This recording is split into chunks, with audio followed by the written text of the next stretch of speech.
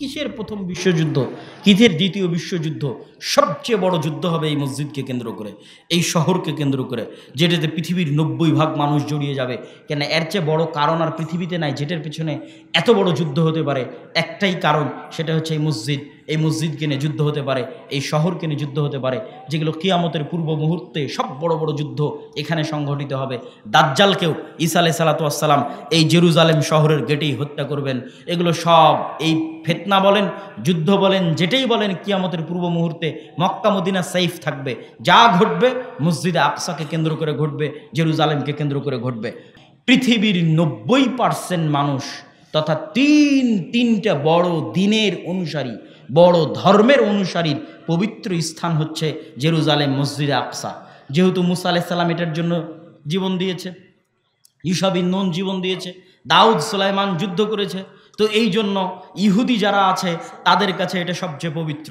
ঈসা আলাইহিস সালাম এখানে জন্ম হয়েছে, তার মা এই মসজিদের খাদেম ছিলেন, এই জন্য খ্রিস্টানদের কাছে এটা সবচেয়ে পবিত্র। আর আমরা মুসলমানেরা তো আছি। তাহলে পৃথিবীতে এর চাইতে বড় আর কোনো কারণ নাই যেখানে পৃথিবীর 90% মানুষ যুদ্ধে জড়িয়ে যেতে পারে। মানে এর চেয়ে বড় আর কারণ পৃথিবীতে নাই, যেই কারণে পৃথিবীর 90% মানুষ যুদ্ধে জড়িয়ে যেতে পারে। আমরা চলে আসি আমাদের নবীর ইতিহাসে, আমাদের নবীর জীবনীতে। আমাদের নবী মুহাম্মদ সাল্লাল্লাহু আলাইহি ওয়াসাল্লামের সাথে জেরুজালেম মসজিদে আকসার সম্পর্ক কি? আমাদের নবী মুহাম্মদ সাল্লাল্লাহু আলাইহি ওয়াসাল্লামের সাথে জেরুজালেমের বেশি না 3টে সম্পর্ক বলে আমরা বক্তব্যের মুসলমানদের জেরুজালেম বিজয়ের ঘটনায় এগিয়ে যাব। এক, যখন আল্লাহ সালাত ফরজ করলেন তখন মুহাম্মদ সাল্লাল্লাহু আলাইহি ওয়াসাল্লামকে আদেশ দিলেন মসজিদে আকসা মুখিয়ে সালাত আদায় করো। এটা মুহাম্মদ সাল্লাল্লাহু আলাইহি ওয়াসাল্লামের জন্য অনেক কষ্টের ছিল। কেন কষ্টের ছিল? তিনি জন্মের পর থেকে দেখছেন কাবা সবচেয়ে পবিত্র ঘর, তার বাপ দাদা আদি পুরুষ কাবা ঘরের খেদমত করেছে। সেই কাবা ঘরকে পাশে রেখে, সেই কাবা ঘরকে নিজের কাছে রেখে আল্লাহ বলছে মসজিদে আকসা মুখিয়ে সালাত আদায় করে। তাই একদিন দুই দিন নয়, 17 মাস। কদ নারা তাকাল্লুবা ওয়াজহিকা ফিস সামা। আর আল্লাহর নবী বারবার আসমানের দিকে চাইতে থাকলেন, কখন আল্লাহর ওহী আসবে, মসজিদ আকসা পরিবর্তন হয়ে কাবা কিবলা হয়ে যাবে। কিন্তু শুরু করলেন আল্লাহ মসজিদ আকসা দিয়ে। এটা ছিল মদিনায় অবস্থানরত ইহুদি, মদিনায় অবস্থানরত খ্রিস্টানদের কাছে মেসেজ যে এটা হচ্ছে দ্বীনে হক। তোমরা যেই মসজিদে আকসাকে পবিত্র মনে করো, সেই মসজিদে আকসাই মুসলমানদের প্রথম কিবলা। বলেন আল্লাহু আকবার। এটা আল্লাহ সুবহানাহু তাআলার হিকমাহ যে মুসলমানদের প্রথম কিবলা, মুসলমানদের প্রথম মসজিদ, যেই মসজিদ মুখী হয়ে তৈরি হয়েছে সেটা মসজিদে আকসা। মুহাম্মদ সাল্লাল্লাহু আলাইহি ওয়াসাল্লামের জীবনে দ্বিতীয় ঘটনা, সুবহানাল্লাযী আসরা বিআবদিহি লাইলাম মিনাল মাসজিদিল হারামি ইলাল মাসজিদিল আকসা আল্লাযী বারাকনা হাওলাহ। ওই সত্তার পবিত্রতা বর্ণনা করছি যিনি তার বান্দা মুহাম্মদ সাল্লাল্লাহু আলাইহি ওয়াসাল্লামকে মসজিদে হারাম মক্কার কাবা থেকে রাতের বেলা সফর করিয়েছেন মসজিদে আকসায়। কোন মসজিদে আকসাই? আল্লাযী বারাকনা হাওলা, যেই মসজিদে আকসার চারিদিকে আমি আল্লাহ বরকত দিয়ে ঘিরে রেখেছি। বলেন আল্লাহু আকবার। কোরআনের আয়াতের অনুবাদ করলাম, কোরআনের আয়াতে আল্লাহ বলছেন মসজিদে আকসার চারিদিকে আমি বরকত দিয়ে ঘিরে রেখেছি, বারাকনা হাওলা। তাহলে মুহাম্মদ সাল্লাল্লাহু আলাইহি ওয়াসাল্লাম কাবা থেকে সরাসরি তিনি আসমানে যাননি, কাবা থেকে তিনি মসজিদে আকসায় গেছেন, মসজিদে আকসা থেকে তিনি আসমানে গেছেন। এটা মুহাম্মদ সাল্লাল্লাহু আলাইহি ওয়াসাল্লামের জীবনের দ্বিতীয় ঘটনা। মসজিদে আকসায় তিনি বোরাক বেঁধেছেন, ওই বোরাক বাঁধার জায়গা এখনও আছে। মসজিদে আকসায় তিনি নবীদের ইমামতি করে সালাত আদায় করিয়েছেন। সম্মানিত উপস্থিতি, মুহাম্মদ সাল্লাল্লাহু আলাইহি ওয়াসাল্লামের জীবনের তৃতীয় ঘটনা, হুদায়বিয়ার সন্ধির পরে মক্কার কাফের এবং মুশরিকেরা ব্যবসায়িক উদ্দেশ্যে গেছে ফিলিস্তিনে, জেরুজালেমে। তখন ফিলিস্তিন জেরুজালেমে কন্ট্রোল আছে রোমান এম্পায়ারের। রোমান এম্পায়ারের তৎকালীন বাদশাহ হিরাক্লিয়াস রাতের বেলা স্বপ্ন দেখে আরবের মধ্যে যারা খাতনা করে তাদের হাতে চলে যাচ্ছে তার এই রাজত্ব। ঘুম থেকে হন্তদন্ত হয়ে উঠে টানা কয়েকদিন এই স্বপ্ন দেখেছে। সে জানতো ইহুদিরা বাদে আর কেউ খাতনা করে না। সাথে সাথে খুঁজতে পাঠালো এই শহরে এখন কোনো আরব আছে কিনা। খুঁজে দেখা গেল আবু সুফিয়ান রাদিয়াল্লাহু তাআলা আনহু, যিনি তখন কাফের এবং যিনি তখন আবু জাহালের জায়গায় দায়িত্ব পালন করছেন, মক্কার কাফের মুশরিকদের সর্দার, আল্লাহ রাসূলের বিরুদ্ধে কয়েকটা যুদ্ধে নেতৃত্ব দিয়েছেন, ওহুদের যুদ্ধে নেতৃত্ব দিয়েছেন, খন্দকের যুদ্ধে নেতৃত্ব দিয়েছেন, আল্লাহ রাসূলের মুখোমুখি যুদ্ধে নেতৃত্ব দিয়েছেন আবু সুফিয়ান রাদিয়াল্লাহু তাআলা আনহু। হুদায়বিয়ার সন্ধির পরে তিনি তখন ফিলিস্তিনে ব্যবসা করতে গেছেন। তাকে ধরে নিয়ে আসা হলো। রোমান বাদশাহ হিরাক্লিয়াস তাকে জিজ্ঞেস করতে লাগলেন, ঘটনা শোনাও। তিনি বললেন ঘটনা এই, তখন রোমান বাদশাহ হিরাক্লিয়াস কয়েকটা প্রশ্ন করলো, তার মধ্যে দুটা প্রশ্ন করে আমরা বক্তব্য সামনের দিকে এগিয়ে নিয়ে যাব। দুটা প্রশ্নের একটা প্রশ্ন হচ্ছে, আমাকে বলো মুহাম্মাদের পূর্বে তার বংশে অতীতে তোমাদের কোরাইশ বংশে, বানু হাশিম বংশে, ইসমাইলের বংশে অতীতে আর কেউ কোনোদিন কি নবী দাবি করেছিল? আবু সুফিয়ান বললেন, না, অতীতে তো দীর্ঘ 2-3 হাজার বছরে ইসমাইলের বংশে কেউ কোনোদিন নবী দাবি করেনি। বাদশাহ হিরাক্লিয়াস বললেন, যদি আগে কেউ নবী দাবি করে থাকতো আমি বলতাম মুহাম্মদ সাল্লাল্লাহু আলাইহি ওয়াসাল্লাম অন্যের দেখা দেখি নিজে নবী দাবি করেছে। অতীতে যেহেতু ইসমাইলের বংশে কেউ নবী দাবি করেনি, অতএব এটা বলার সুযোগ নাই যে মুহাম্মদ দেখা দেখি নবুয়তের দাবি করেছে। এবার আমাকে শোনাও, তোমাদের বংশে বানু ইসমাইলে, কোরাইশে, বানু হাশিমে কেউ কি কোনোদিন রাজা বাদশাহ ছিল? আবু সুফিয়ান উত্তরে বলছে, না, আমাদের বংশে কেউ তো কোনোদিন রাজা বাদশাহ ছিল না। বাদশাহ হিরাক্লিয়াস বলছে, যদি বলতে যে মুহাম্মাদের অতীতে সাল্লাল্লাহু আলাইহি ওয়াসাল্লাম কেউ কোনোদিন রাজা বাদশাহ ছিল, তাহলে আমি বলতাম নিজের বাপদাদার রাজত্ব ফিরে পাওয়ার জন্য নবুয়তের ভান ধরেছে। কিন্তু আগে তো কেউ রাজা বাদশাহ ছিল না, তাহলে ভান ধরার তো প্রয়োজন নাই, তাহলে ঘটনা কিছু আছে। তারপরে একের পর এক জিজ্ঞাসা যখন শেষ, তখন বাদশাহ হিরাক্লিয়াস ঘোষণা করতেছে। কে ঘোষণা করতেছে? তৎকালীন বিশ্বের সবচেয়ে শক্তিশালী এম্পায়ারের রাষ্ট্রপ্রধান। মনে করেন আজকের পৃথিবীর সবচেয়ে শক্তিশালী রাষ্ট্র যদি আমেরিকা হয়, তাহলে আমেরিকার রাষ্ট্রপ্রধান কোথায় বসে ঘোষণা করতেছে? জেরুজালেমে মসজিদে আকসার পাশে বসে ঘোষণা করতেছে। কার সামনে ঘোষণা করতেছে? আল্লাহর নবীর সবচেয়ে বড় শত্রু মক্কার কাফের মুশরিকদের সর্দারের সামনে বসে ঘোষণা করতেছে, জেরুজালেমে বসে ঘোষণা করতেছে। তৎকালীন বিশ্বের সবচেয়ে বড় এম্পায়ারের শাসক ঘোষণা করতেছে, আবু সুফিয়ান তুমি যা বললে তা যদি সত্য হয়, তাহলে মাউদে আকাদামাইয়া তাহতা মাউদে আকাদামাইয়া, আমার পায়ের নিচে যে মাটি আছে, এই মাটি একদিন মুহাম্মাদের অনুসারীদের দখলে চলে যাবে। আল্লাহ আকবার। এটাই মসজিদ আকসার মাটি, এটাই জেরুজালেমের মাটি। তাহলে এর চেয়ে বড় ভবিষ্যৎবাণীর আর প্রয়োজন নাই। সম্মানিত উপস্থিতি, মুহাম্মদ সাল্লাল্লাহু আলাইহি ওয়াসাল্লাম তার জীবনে দুইটা যুদ্ধ করেছেন জেরুজালেম বিজয় করার জন্য, মুতা এবং তাবুকের যুদ্ধ। এটা অনেকেই আপনাকে এভাবে বলে দিবে না। কেন আমি বললাম এটা জেরুজালেম বিজয়ের জন্য যুদ্ধ? মুতা এবং তাবুকের যুদ্ধ হয়েছিল রোমানদের বিরুদ্ধে, আর আরবের সবচেয়ে কাছে রোমানদের সবচেয়ে বড় হেডকোয়ার্টার ছিল জেরুজালেমে। আপনি যদি বাংলাদেশের বিরুদ্ধে যুদ্ধ করেন, তাহলে এটাও বলা যাবে যে ঢাকার বিরুদ্ধে যুদ্ধ। অনেক সময় দেশের নামের জায়গায় রাজধানীর নাম বলে দেওয়া হয়। ভারতের জায়গায় দিল্লি, বাংলাদেশের জায়গায় ঢাকা, ঢাকার বিরুদ্ধে যুদ্ধ। তাহলে জেরুজালেমের বিরুদ্ধে যুদ্ধ, রোমান না বলে বলেন জেরুজালেমের বিরুদ্ধে যুদ্ধ। কেননা এই যুদ্ধ দুটো হয়েছিল রোমানদের বিরুদ্ধে, আর রোমানদের হেডকোয়ার্টার ছিল তৎকালীন জেরুজালেম। আর মুতার যুদ্ধ ছিল জেরুজালেম থেকে মাত্র 100 কিলোমিটারের ব্যবধানে, যেই যুদ্ধে পরপর 3 জন সাহাবী শহীদ হয়েছে। আর আল্লাহর নবী মদিনায় বসে চোখের পানি ফেলতেছে আর বলছেন, এখন তরবারি হাতে নিল সাইফুম মিন সুয়ুফিল্লাহ, আল্লাহর তরবারিগুলোর একটা তরবারি, সেটা হচ্ছে খালিদ ইবনুল ওয়ালিদ। এই যে যুদ্ধ হচ্ছে রোমানদের বিরুদ্ধে, এটা জেরুজালেম থেকে মাত্র 100 কিলোমিটার দূরে। এই জন্য বললাম, আল্লাহর নবী তার নিজের জীবদ্দশায় দুইটা যুদ্ধ করেছেন মসজিদ আকসা বিজয় করার জন্য। একটা হচ্ছে মুতা আর একটা হচ্ছে তাবুক। সম্মানিত উপস্থিতি, আল্লাহর নবীর মৃত্যুর পরে আবু বকর রাদিয়াল্লাহু তাআলা আনহু ওই সেনাবাহিনীকে থামাননি, যেই সেনাবাহিনীকে আল্লাহর নবী রোমানদের বিরুদ্ধে রওনা করেছিলেন মসজিদ আকসা এবং জেরুজালেম বিজয় করার জন্য, তাকে তিনি থামাননি। কিন্তু জাকাত অনাদায়কারীদের বিরুদ্ধে, মুরতাদদের বিরুদ্ধে যুদ্ধ করতে গিয়ে তার গতি কিছুটা স্লোথ ছিল। ওমর রাদিয়াল্লাহু তাআলা আনহু ক্ষমতা পাওয়ার পরে জেরুজালেম বিজয় করার জন্য, মসজিদ আকসা বিজয় করার জন্য, পৃথিবীর ইতিহাসের সবচেয়ে বড় যুদ্ধ জেরুজালেম বিজয়ের জন্য মুসলমানদের যে বড় বড় দুটো যুদ্ধ, একটা সালাহুদ্দিন আইয়ুবী যুদ্ধ করেছিলেন হিত্তিনে, আর একটা এখন ওমর রাদিয়াল্লাহু তাআলা আনহুর খেলাফত আমলে হচ্ছে ইয়ারমুকের যুদ্ধ। ইয়ারমুকের যুদ্ধে রোমানদের সেনাবাহিনীর সদস্য ছিল 3 লক্ষ, আর ইয়ারমুকের যুদ্ধে মুসলমানদের সদস্য ছিল মাত্র 12,000। এটা হচ্ছে মসজিদে আকসা বিজয় করার জন্য সবচেয়ে বড় যুদ্ধ। তৎকালীন প্রধান সেনাপতি আবু উবাইদা ইবনুল জাররাহ আগের সেনাপতি ছিল খালিদ বিন ওয়ালিদ। ওমর রাদিয়াল্লাহু তাআলা ক্ষমতায় এসে খালিদ বিন ওয়ালিদকে তার পদ থেকে পদচ্যুতি করান।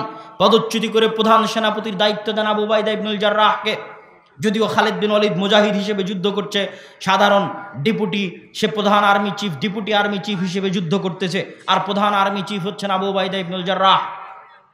সম্মানিত উপস্থিতি, এই বিশাল যুদ্ধের আগে আবু উবাইদা ইবনুল জাররাহ চিঠি লিখলেন ওমর রাদিয়াল্লাহু তাআলা আনহুকে লক্ষ্য করে, আমিরুল মুমিনিন, আজকে 3 লক্ষ রোমান বাহিনীর বিরুদ্ধে মাত্র 12,000 মুসলমান নিয়ে যুদ্ধ করা সম্ভব নয়।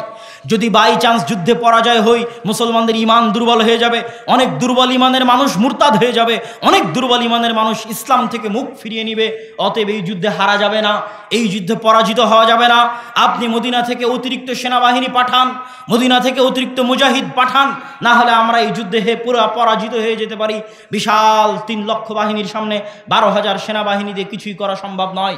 ওমর রাদিয়াল্লাহু তাআলা আনহু ওই চিঠির উল্টা পিঠে লিখে পাঠালেন, লা তুহাউবিলান্নাকা কাসরাতাল রোম ওয়ালা তুহাউবিশান্নাকা কিল্লাতাল মুসলিমিন। তোমাদেরকে যেন ভীত সন্ত্রস্ত না করে রোমানদের সংখ্যাধিক্য, তোমাদেরকে যেন দুশ্চিন্তাগ্রস্ত না করে মুসলমানদের সংখ্যায় অল্প হওয়া, বরং জেনে রাখো আল্লাহ যার সাথে আছে তারাই সংখ্যাধিক্য, আল্লাহর সাহায্য যাদের সাথে আছে তারাই সংখ্যাধিক্য, আর আল্লাহর সাহায্য যাদের সাথে নাই তারা সংখ্যায় যতই বেশি হোক না কেন তারা সংখ্যায় অল্প, তারা যতই শক্তিশালী হোক না কেন তারা দুর্বল, তারা যতই শক্তিশালী হোক না কেন তারা দুর্বল। অতএব আল্লাহর সাহায্য তোমাদের সাথে আছে। তোমরা সংখ্যায় 12,000 হলেও তোমরাই শক্তিশালী, তোমরা সংখ্যায় 12,000 হলেও তোমরাই সংখ্যাধিক্য। অতএব তোমরা সামনের দিকে এগিয়ে যেতে থাকো। ওমর রাদিয়াল্লাহু তাআলা আনহু অতিরিক্ত কোনো মুজাহিদ, অতিরিক্ত কোনো সেনাবাহিনী না পাঠিয়ে চিঠির উল্টা পিঠে আদেশ দিয়ে পাঠালেন। সম্মানিত উপস্থিতি, আবু উবাইদা ইবনুল জাররাহ এই চিঠি হাতে পেয়ে চিন্তাগ্রস্ত হয়ে গেলেন। 12,000 সেনাবাহিনী নিয়ে কিভাবে 3 লক্ষ সেনাবাহিনীর বিরুদ্ধে যুদ্ধ করবেন? চিন্তাগ্রস্ত হয়ে যাওয়ার পরে তিনি খালিদ বিন ওয়ালিদের সাথে পরামর্শ করছেন। খালিদ বিন ওয়ালিদ পরামর্শ দাও, আমিরুল মুমিনিন খলিফাতুল মুসলিমিন কাউকে পাঠাননি, আমরা 12,000 মানুষ কেমনে 3 লক্ষের বিরুদ্ধে যুদ্ধ করব? খালিদ বিন ওয়ালিদ বললেন, আবু উবাইদা ইবনুল জাররাহ, আপনি যদি কিছু মনে না করেন আমি একটা কথা বলি, আমার কথা আপনি রাখবেন। আবু উবাইদা ইবনুল জাররাহ বললেন, বলো খালিদ। খালিদ বিন ওয়ালিদ, বলো কি কথা? খালিদ বিন ওয়ালিদ বললেন, যেহেতু আমিরুল মুমিনিন কোনো সাহায্য পাঠায়নি, আজকের ইয়ারমুকের যুদ্ধের দায়িত্বটা আপনি আমাকে দিয়ে দেন। আপনি যদিও কাগজে কলমে প্রধান সেনাপতি, কিন্তু আজকে ইয়ারমুকের যুদ্ধে আমি খালিদ বিন ওয়ালিদ প্রধান সেনাপতির দায়িত্ব পালন করব। আমার এই কথাটুকু যদি আপনি রাখেন তাহলে আমাকে প্রধান সেনাপতির দায়িত্ব দিয়ে দেন। আবু উবাইদা ইবনুল জাররাহ বললেন, ঠিক আছে, কোনো সমস্যা নাই, খালিদ তুমি প্রধান সেনাপতির দায়িত্ব পালন করো। ইয়ারমুকে 6 দিন যুদ্ধ হয়েছে, 6 দিন, 6 দিন যুদ্ধ করার পরে আল্লাহ সুবহানাহু ওয়া তাআলা মুসলমানদের বিজয় দিলেন। মুসলমানেরা 4টা দলে ভাগ হয়ে গেল, প্রত্যেকটা দলের প্রধান ছিল একজন সাহাবী। 4টা দলে ভাগ হয়ে গিয়ে এবার আজকের ফিলিস্তিনের যত শহরের নাম শুনেন, যেই গাজার নাম শুনছেন, ইয়ারমুকের যুদ্ধের পরের দিনই গাজা শহর বিজয় হয়েছে। ইয়ারমুকের যুদ্ধের পরে মুসলমানেরা 4টা দলে ভাগ হয়ে মসজিদে আকসাকে কেন্দ্র বানিয়ে, জেরুজালেমকে কেন্দ্র বানিয়ে 4 দিক থেকে ঘিরে নিতে লাগলো জেরুজালেমকে। 4 দিক থেকে জেরুজালেমকে ঘিরতে থাকলো। গাজা, হাইফা, তেল আবিব, পশ্চিম তীর, হেবরন, আল খালিল, ফিলিস্তিনের যত শহর আছে সব শহর বিজয় করতে করতে করতে করতে একদম জেরুজালেম চারিদিক থেকে ঘিরে নিল। ওই দিন জেরুজালেমের পাশে 4,000 সাহাবী ছিলেন। 1 মাস জেরুজালেম ঘিরে রাখা হলো। পাদ্রী চাবি হস্তান্তর করবে না যতক্ষণ না আমিরুল মুমিনিন খলিফাতুল মুসলিমিন না আসবে। চিঠি লিখে পাঠানো হলো। আবু উবাইদা ইবনুল জাররাহ চিঠি লিখে পাঠালেন। ওমর ইবনুল খাত্তাব বলছেন, আনাতি, আমি আসছি। জেরুজালেমের চাবি ওমরের হাতে হস্তান্তর করা হবে। ওমর রাদিয়াল্লাহু তাআলা আনহুর ওই ঐতিহাসিক ঘটনা, যখন তিনি মদিনা থেকে ফিলিস্তিন গেছিলেন একজন মাত্র খাদেম সাথে করে নিয়ে, এবং খাদেমের সাথে পালাক্রমে, কখনো তিনি উটের পিঠে আর কখনো খাদেম উটের পিঠে, এই মর্মে পালাক্রমের শর্তে যেই ঘটনা আপনাদের জানা আছে, এই ঘটনা সেই ঘটনা যেটা জেরুজালেম বিজয়ের ঘটনা। ওমর রাদিয়াল্লাহু তাআলা আনহু মদিনা থেকে রওনা হলেন একজন খাদেম সাথে করে নিয়ে, কখনো খাদেম উটের পিঠে, কখনো ওমর রাদিয়াল্লাহু তাআলা আনহু উটের পিঠে। যখন জেরুজালেমের গেটে ওমর রাদিয়াল্লাহু তাআলা আনহু প্রবেশ করছে, 4000 সাহাবী সহ বিশাল মুসলমানদের বাহিনী অপেক্ষা করছে, হাজার হাজার পাদ্রী অপেক্ষা করছে, আজ খলিফাতুল মুসলিমিন আসবে, আমিরুল মুমিনিন আসবে। কিন্তু তারা দেখছে খলিফাতুল মুসলিমিন রশি ধরে টানছে আর খাদেম উটের পিঠে বসে আছে। আবু উবাইদা ইবনুল জাররাহ হন্তদন্ত হয়ে ছুটে আসলেন ওমর রাদিয়াল্লাহু তাআলা আনহুর কাছে। ওমর রাদিয়াল্লাহু তাআলা আনহুকে এসে বলছেন, ইয়া আমিরাল মুমিনিন ইন্নার রোমান ইয়ানজুরু ইলাইনা নাজরাতা কিল্লাহ। আমিরুল মুমিনিন, আপনি করেছেন কি? আমিরুল মুমিনিন, আজকে হাজার হাজার পাদ্রী অপেক্ষায় আছে আপনাকে দেখার জন্য। আজ আমরা 1 মাস থেকে এখানে অপেক্ষায় আছি আপনার আগমনে। আপনি রশি ধরে টানছেন, খাদেমকে উটের পিঠে বসিয়ে রেখেছেন, গায়ে জীর্ণ শীর্ণ কাপড়। রোমানরা কি মনে করবে? রোমানরা হাসি ঠাট্টা করবে, রোমানরা মজাক করবে, রোমানরা আমাদেরকে ছোট চোখে দেখবে। ওমর ইবনুল খাত্তাব কঠিন একটা ধমক দিলেন, আবু উবাইদা, তুমি না বলে অন্য কেউ বললে আমি কষ্ট পেতাম না, তুমি বলাই কষ্ট পাচ্ছি। শোনো আবু উবাইদা, আজ থেকে 30 বছর আগে ওমরের নাম কেউ চিনত না। আজ থেকে 30 বছর আগে আমরা জাহিলি কুন্না কওমানা জিল্লা, আমরা কোথায় জাহিলি যুগে না আমাদের নাম ছিল, গন্ধ ছিল, না টাকা ছিল, না পয়সা ছিল, না ক্ষমতা ছিল। আজকে যদি আপনি মনে করেন বাংলাদেশের কোনো বগুড়ার সোনাতলার কোনো একটা অঞ্চলের একজন কৃষক তার ইমানের কারণে, তার তাকওয়ার কারণে, তার পরহেজগারিতার কারণে লুঙ্গি পরে মাথায় মাথল দিয়ে যদি জেরুজালেম বিজয় করতে যায়, আর সেখানে যদি সে বিশ্বের সবচেয়ে বড় এম্পায়ারের বিরুদ্ধে বিজয় অর্জন করে, তো এরকমই 30 বছর আগে না ওমরকে কেউ চিনত। ওমর রাদিয়াল্লাহু তাআলা বলেন, আমরা ছিলাম কুন্না কওমানা দিল্লাহ। কোথায়? মক্কার অন্ধকার জাহিলিয়াতের যুগ, আমাদের কেউ চিনত না। আজ আমি ওমর কোন জেরুজালেম বিজয় করতে এসেছি তোমরা জানো? এই জেরুজালেমের এই মসজিদে আকসাই এই মারিয়াম আলাইহিস সালাতু ওয়াস সালাম থাকতেন। এই জেরুজালেমে ঈসা আলাইহিস সালাতু ওয়াস সালামের জন্ম হয়েছে। এই জেরুজালেমে ইয়াহিয়া জাকারিয়াকে হত্যা করা হয়েছে। এই জেরুজালেম বিজয় করতে এসে মুসা আলাইহিস সালাম পারেননি। এই জেরুজালেম বিজয় করতে আল্লাহ সূর্য থামিয়ে দিয়েছেন ইউশা বিন নুনের জন্য। এই জেরুজালেম বিজয় করেছে দাউদ। এই জেরুজালেম বিজয় করেছে, এই জেরুজালেমে পৃথিবীর সবচেয়ে বড় সাম্রাজ্য প্রতিষ্ঠা করেছে সুলাইমান আলাইহিস সালাতু ওয়াস সালাম। এত বড় বিশাল সাম্রাজ্য, পৃথিবীর 90% মানুষের বিশ্বাসে সবচেয়ে পবিত্র জায়গা, সেই পবিত্র জায়গা আজ ওমর বিজয় করতে আসতে 30 বছর আগে ওমরের নাম কেউ জানতো না। এই যে আল্লাহ আজকে আমাকে এখানে পৌঁছে দিয়েছেন, আ'আজ্জানাল্লাহু বিল ইসলাম, আল্লাহ আমাদের এই ইজ্জত, এই সম্মান, এই ক্ষমতা না চাকচিক্য দিয়ে, না টাকা পয়সা দিয়ে, না রাজনীতি দিয়ে, না কূটনীতি দিয়ে, আল্লাহ আমাদেরকে এই ক্ষমতা, এই সম্মান দিয়েছেন ইসলাম অনুসরণের কারণে, তাকওয়া এবং পরহেজগারিতার কারণে, আল্লাহর কিতাব এবং আল্লাহর নবীর সুন্নাত অনুসরণের কারণে। সম্মানিত উপস্থিতি, আরও লম্বা ঘটনা আছে, কিন্তু সারমর্ম কি, শিখার কি?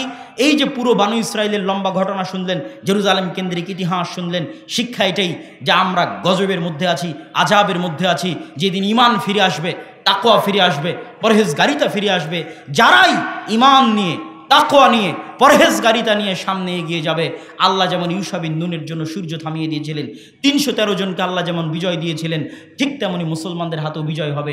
সুলতান সালাহুদ্দিন আইয়ুবী তিনিও অল্প সংখ্যক মানুষ নিয়ে জেরুজালেম বিজয় করেছেন, ফিলিস্তিন বিজয় করেছেন। কিন্তু ঈমান থাকা লাগবে, তাকওয়া লাগবে, পরহেজগারিতা লাগবে। জেরুজালেম মিছিল দিয়েও বিজয় করা সম্ভব নয়। এবং ওই রকম মা লাগবে, ওই রকম বোন লাগবে যারা এরকম সুলতান সালাহুদ্দিন আইয়ুবী জন্ম দিতে পারে, তারিক বিন জিয়াদ জন্ম দিতে পারে। কেননা বেহায়াপনা, বেলেল্লাপনা যখন সমাজে ছড়িয়ে পড়ে, বেপর্দা যখন সমাজে ছড়িয়ে পড়ে, তখন সেখানে পুরুষ জন্ম নিতে পারে না। মানে মায়ের বেটা সালাহুদ্দিন আইয়ুবী জন্ম নিতে পারে না, যা জন্ম নেবে সব নামে পুরুষ, কামে সব মহিলা। কথা বুঝতে পেরেছেন? সমাজে বেহায়াপনা, বেলেল্লাপনা থাকলে এটাই সমাজের রেজাল্ট। সম্মানিত উপস্থিতি, এই দীর্ঘ ইতিহাস থেকে আল্লাহ সুবহানাহু ওয়া তাআলা উম্মতে মুহাম্মাদিকে শিক্ষা নেওয়ার তৌফিক দান করুক, আল্লাহুম্মা আমিন।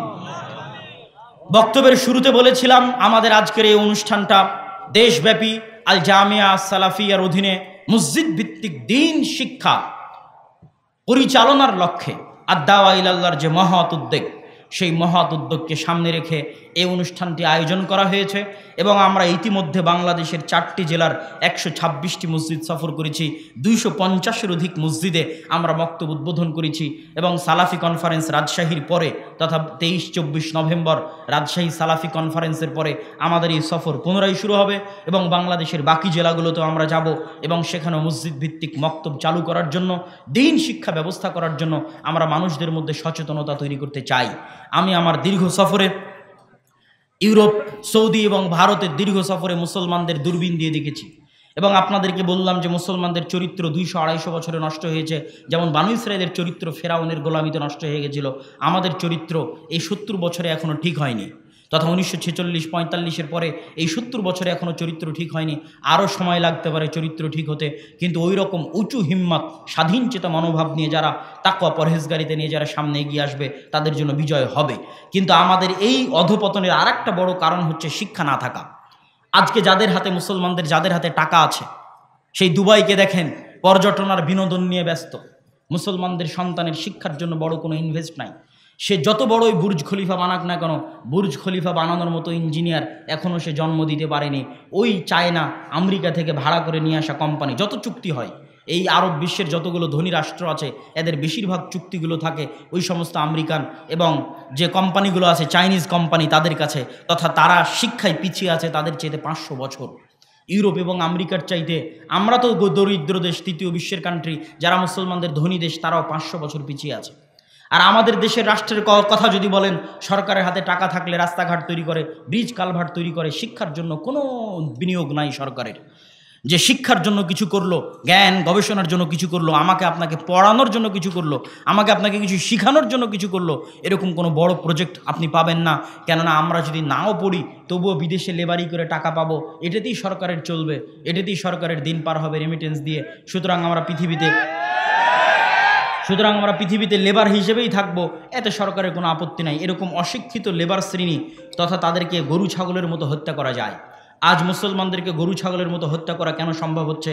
তার আরও একটা বড় কারণ, তাকওয়া পরহেজগারিতা, ঈমান তো নাই। আর একটা বড় কারণ হচ্ছে আমরা শিক্ষায় তাদের চেয়ে পিছিয়ে। এই জন্য আমাদেরকে গরু ছাগলের মতো তারা হত্যা করতে পারছে। মায়ানমারে দেখেন রোহিঙ্গাদেরকে পশু পাখিও মনে করে না যখন তাদের বুকে গুলি চালায়। কেন?